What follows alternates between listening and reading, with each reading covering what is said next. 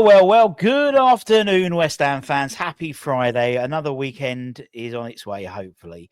Not hopefully, but it's on its way. And hopefully we've got a nice weekend planned. Obviously, Oasis tomorrow. That'd be fun with my brother and my sister-in-law and my wife. And then on Sunday, we entertain, or Atlanta entertains West Ham versus Bournemouth. And as always, we'll be doing the watch long ahead of that game. This morning, we did a different type of video talking about a fundraiser we're supporting for a young girl called Lexi, who isn't very well at all. She was diagnosed with a very rare and aggressive form of cancer at the end of June. And so we're trying to raise some funds, and we've had a fantastic response. Thank you so much. If you don't know what we're talking about, go back and watch that video this morning, or go and follow us on social media, on Twitter and stuff like that. And there'll be links to donate, or links. We're putting up a Sir Trevor Brooking signed shirt, and money. All the money raised will go towards that. But it is Hammers Headlines in association with the KUMB.com boys. Lots of people to talk about as per usual, and stories, and a bit of a match report as well. Let's start with West Ham's favourite current Scottish midfielder, in Andy Irving. Now, according to reports, West Ham have had a bid for Andy by an unnamed club, but it was only just over £2 million. It was immediately turned down, with the Hammers deeming the offer far too low for the Scottish international. Now, the bidding club hasn't been revealed, but it's believed that if a reasonable, acceptable offer comes in, Andy will be moved on. As you can assume, we've got a gluttony of midfielders at the moment, and I think we signed him for 1.6 million. And a bit of a cult hero, a cult following, particularly as we never actually announced his signing officially. We've got Freddie Potts coming through, and we're looking at bringing in midfielders more akin to the type of midfielders that Potter wants to bring in. So, we expect some players to leave, and that's according to Cloughton Hugh as well, from their senior source, and some will arrive. But it does seem that Andy's getting some interest, and rightly so. He's a bloody good player.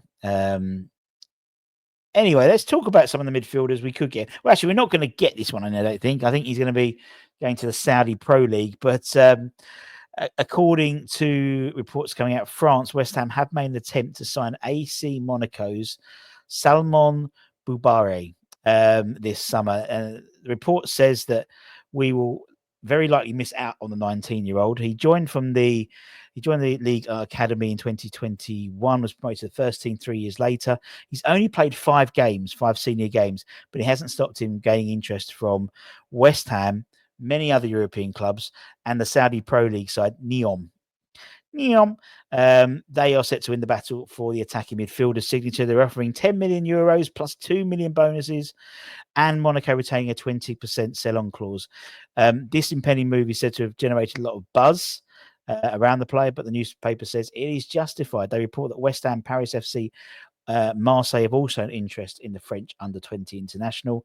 However, he snubbed all these clubs in favour of a switch to the Middle East, with the newspaper report mentioning he could multiply his salary 10 times by joining Neom. In short, the money was just too good, and the allure of the bubbles wasn't enough. Just want to play in front of the bubbles.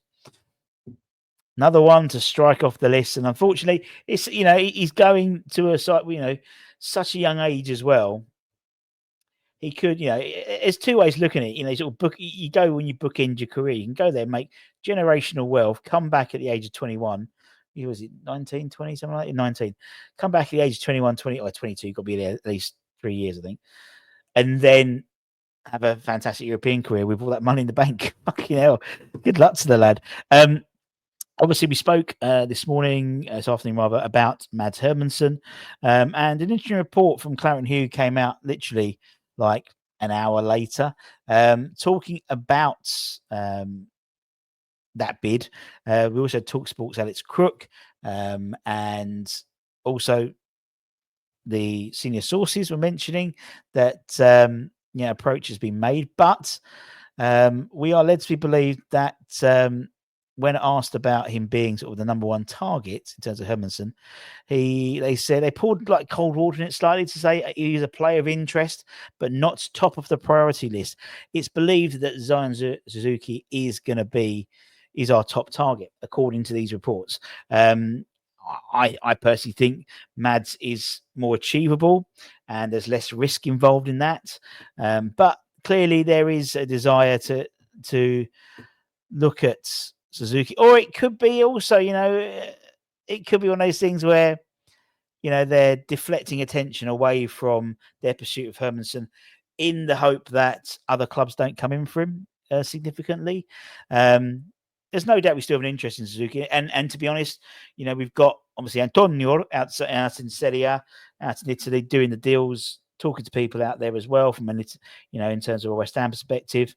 We do know there is the money spent on Suzuki, you'll get back pretty sharpish from shirt sales, interest, selling rights, selling stuff to the Far East and to Asia. And he's a good goalkeeper as well. He's a Japanese international. I'll be happy with either. I just think Mads is a less risky. They're going to cost roughly the same. Maybe Suzuki a little bit more.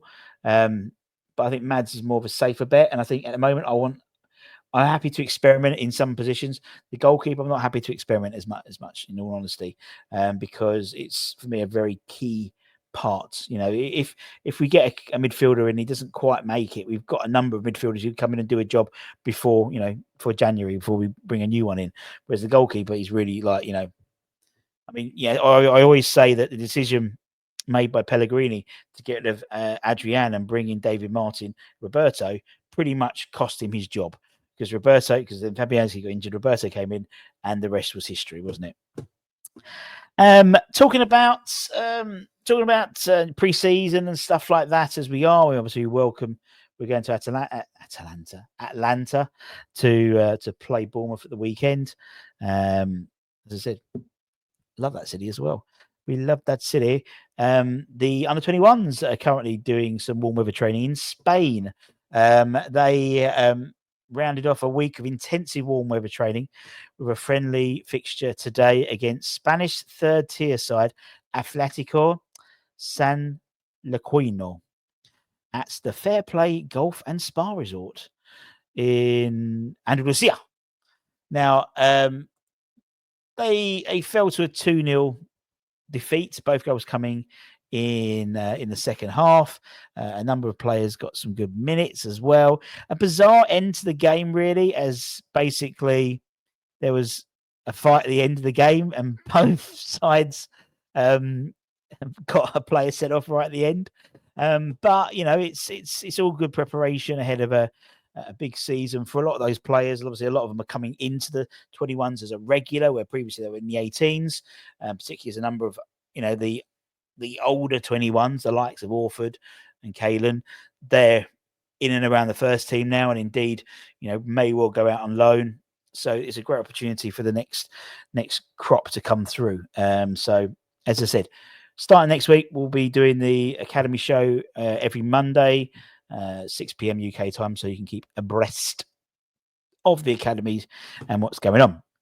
While I've got you, we have some great stuff coming up. We've got our Premier League.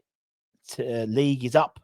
Holly sorted it out. There's the league code. As I said, we've also got the Trevor Brooking signed shirt, which for the Lexi fundraiser, and we'll have the watch along on Sunday ahead of the game of the Bournemouth game. My mind's, I don't know what it is. It's like my head's in a cloud at the moment. But anyway, then I think next week we're going to hopefully see some real movement in the transfer market. I hope, but we'll wait and see. Anyway, take care, stay safe. Don't forget to check news on my brand.com for latest news, reviews, and opinions. And I'll see you guys later. Much love, motherfuckers.